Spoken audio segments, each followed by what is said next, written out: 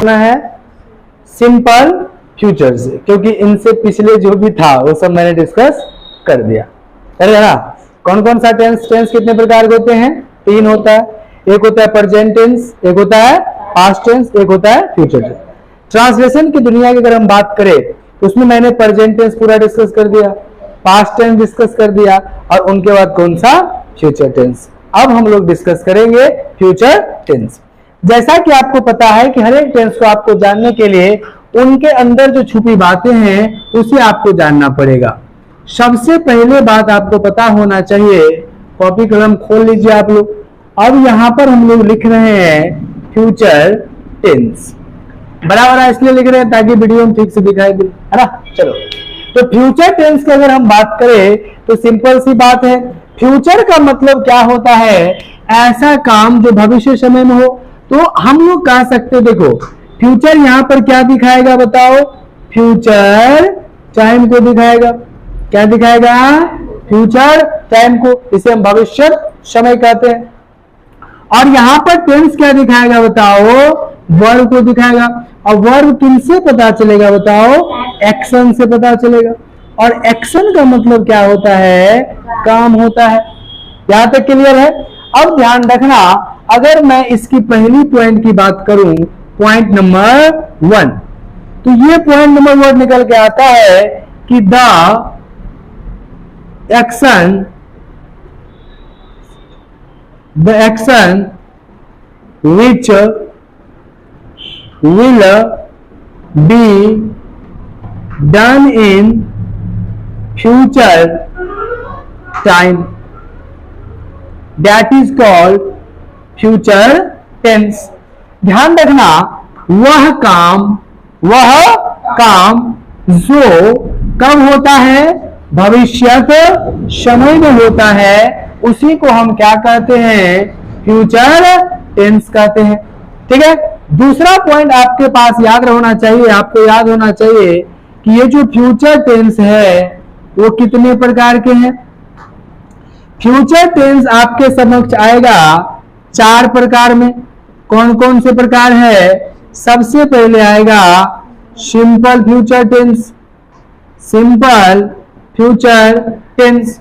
दूसरा आएगा future continuous tense, आएगा ना। उनके बाद क्या था? Future perfect tense. ये टी मतलब क्या हो गया? टेंस। एफ मतलब फ्यूचर, याद रखिएगा। ठीक है, फ्यूचर परफेक्ट टेंस। और एक आएगा आपको फ्यूचर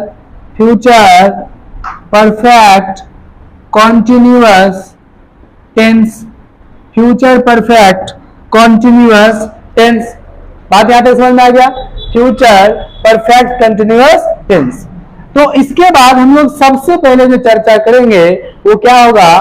सिंपल फ्यूचर टेंस का। सिंपल फ्यूचर टेंस, इसी में क्या लगा दो? इसी में लगा दो सिंपल फ्यूचर टेंस। क्या करना है? Simple future tense. आपको पता होना चाहिए सिंपल क्या बोध कराता है? सिंपल बोध कराएगा आपको हैबिट को, मतलब फ्यूचर समय में जो आदत को व्यक्त करेगा उसे हम लोग क्या कहेंगे? Simple future tense. तो यहां पर सिंपल हैबिट को व्यक्त करेगा और फ्यूचर क्या दिखाएगा? फ्यूचर टाइम को दिखाएगा, टेंस एक्शन को दिखाएगा। एक्शन से किसका पता चलेगा? वर्ब का। और एक्शन मतलब क्या होता है? तो काम होता है। आपको इनसे जो पहला पॉइंट है ये बात समझना पड़ेगा कि द एक्शन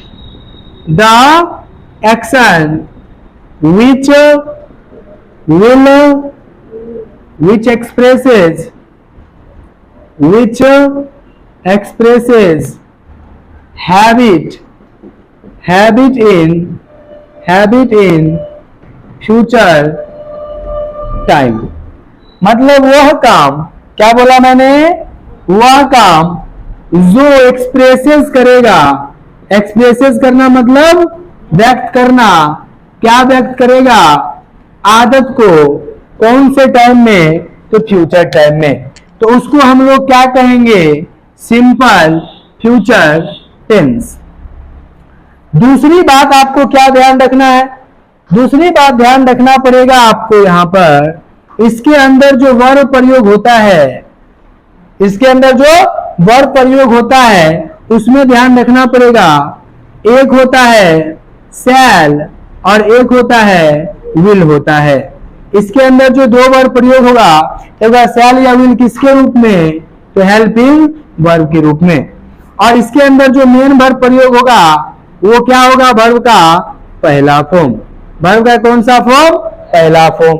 चलिए, जिसको रूट फॉर्म भी कहते हैं। अब जो आपके अंदर तीसरी पॉइंट जो बात याद रखना पड़ेगा वो पॉइंट है आपका हिंदी सिंबल। हिंदी सिंबल हमें क्यों ध्यान रखना है, क्योंकि हमें इसी हिंदी सिंबल को लेकर के सेंटेंस बनानी है। अगर मैं कहूं in the last of the Hindi sentence, in the last of the Hindi sentence, in the last of the Hindi sentence should be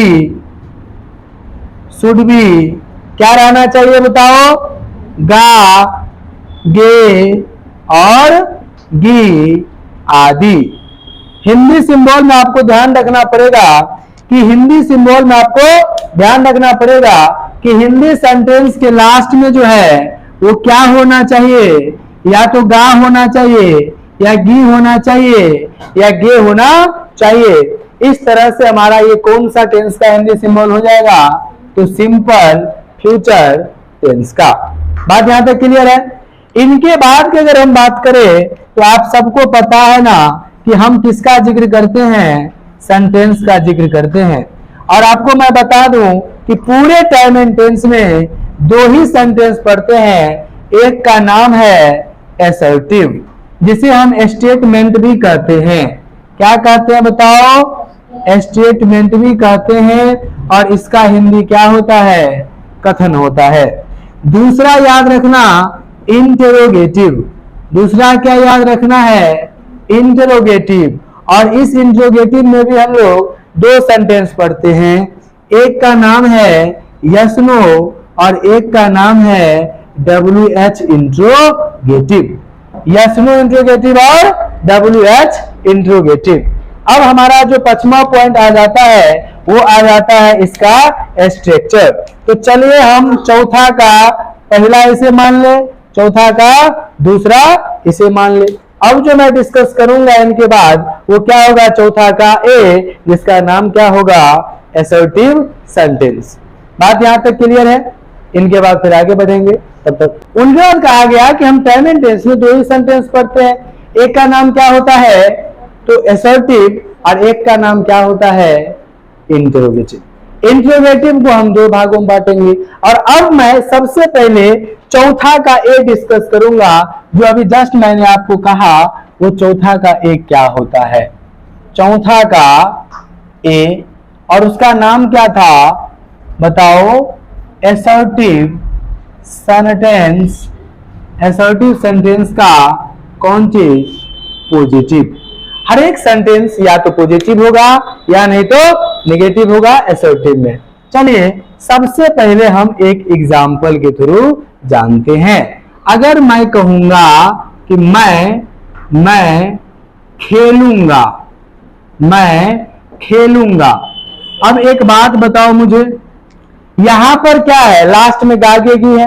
और मैंने क्या कहा, मैंने क्या कहा था, तो गागेगी अगर रहेगा तो आप किसको, किसका हिंदी सिंबल है ये, तो सिंपल फ्यूचर टेंस का है ये, है ना।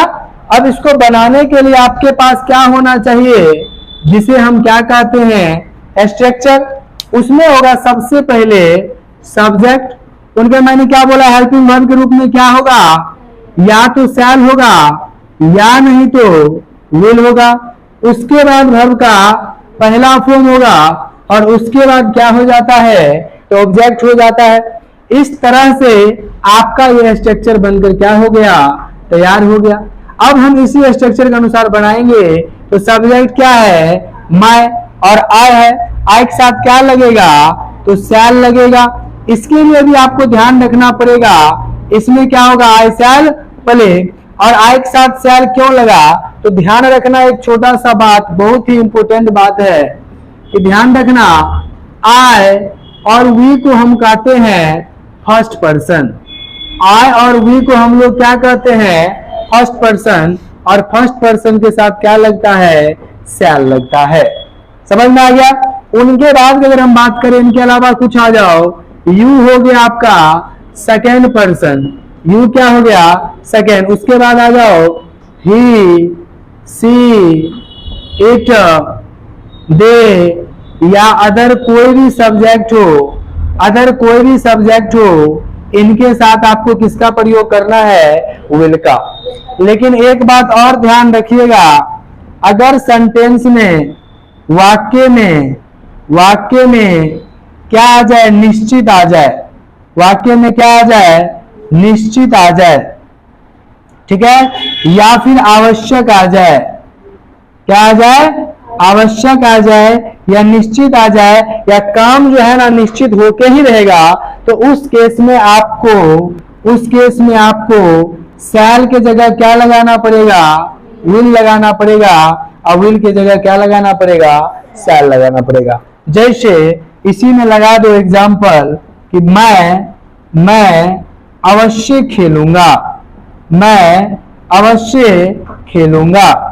अब मुझे बताओ इसमें क्या लग गया, अवश्य, और बच्चा क्या करेगा, अवश्य का मीनिंग जो है वो डिक्शनरी में ढूंढने चला जाएगा क्या। लेकिन क्या डिक्शनरी में ढूंढने से मिलेगा, जी हाँ मिलेगा, इनका स्पेशल मीनिंग मिलेगा। लेकिन इसमें क्या बनेगा, बिना आवश्यक का इंग्लिश किए हुए, यहाँ पर मैं का इंग्लिश क्या हो जाता है, आई के साथ क्या लगता है, शैल, लेकिन यहाँ क्या लगेगा, तो लगेगा विल, और उसके बाद क्या हो जाएगा, प्ले। तो इस केस में आपको इन बातों को क्या रखना पड़ेगा, ध्यान रखना पड़ेगा। ये बात ध्यान रहेगा, बहुत इंपॉर्टेंट बात था। अब अगर मैं इसका दूसरा पॉइंट की बात करूं, तो चौथा का बी, मतलब ए का पहला मान लो और हम ए का ही दूसरा मान लेते हैं, ठीक है, जिसका नाम क्या रख सकते हैं, एसर्टिव,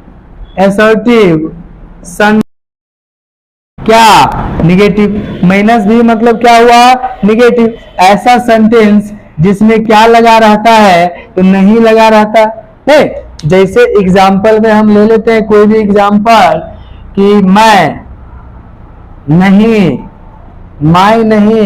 क्या करूंगा, खेलूंगा, मैं नहीं खेलूंगा। बताओ निगेटिव हो गया कि नहीं हो गया।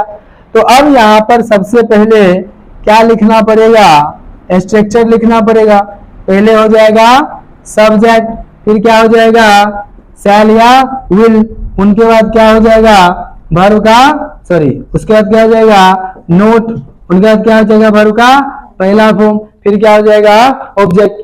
इस तरह से हम इसे बनाएंगे। तो सब्जेक्ट क्या होगा, यहाँ पर आई के साथ क्या लगता है, शैल लगता है नॉर्मल में है, लेकिन एडवांस में ये बात ध्यान रखना पड़ेगा। तो आई शैल, उसके बाद क्या हो जाएगा, नोट, फिर क्या हो जाएगा, वर्ब का पहला फॉर्म में प्ले। ठीक है, इस तरह से आपको मैं इनके बाद सिखाऊंगा यस नो और WH। क्लियर है। तो इतना ही तक आज रहने दीजिए, फिर हम लोग आगे डिस्कस कर लेंगे। आप लोगों को बना के लाना है पेज नंबर 26 का, SW में आप लिख सकते हो, पेज नंबर 26 का एक्सरसाइज क्या 1 बन जाएगा और 2 बन जाएगा। एक्सरसाइज 1 बन जाएगा और एक्सरसाइज 2 बन जाएगा। उनके बाद यस नो और WH हम लोग कल डिस्कस कर लेंगे और फिर पूरा हम लोग बना लेंगे।